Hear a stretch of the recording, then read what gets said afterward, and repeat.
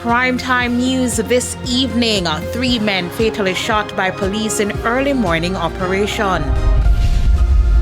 CVM TV workers restive.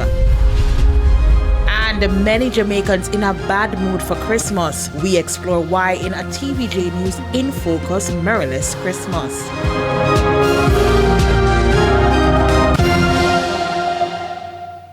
And good evening and welcome to this Christmas Eve edition of Primetime News, and a special welcome to our viewers on TVJ International in the Cayman Islands and online at onespotmedia.com. I'm Archibald Gordon. And I'm Janella Precious with a preview of what's to come in business news. Here's Andrea Chisholm. Well, Janella, it's Christmas Eve, and in Jamaica we call it Grand Market. And guess what? Food distributors, retail and hardware stores are reporting a decline in Christmas sales. I'll have that and more in the business day. Thank you, Chizzy. And Renata Brown has a preview of what's coming up in the big show.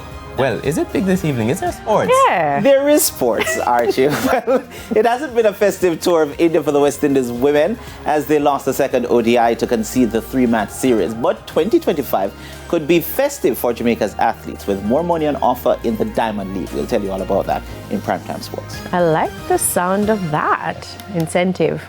And Romain, what is it going to be like tomorrow? Well, Janella, we're holding a wet pattern across most of the north for tomorrow as we move into the afternoon. Slightly drier conditions are expected across southern parishes, however. I was a little surprised by the rain today. I wouldn't actually mind if it rains tomorrow. Okay. But Romain will tell you more in the weather report and forecast. Did you hear Chizzy a while ago?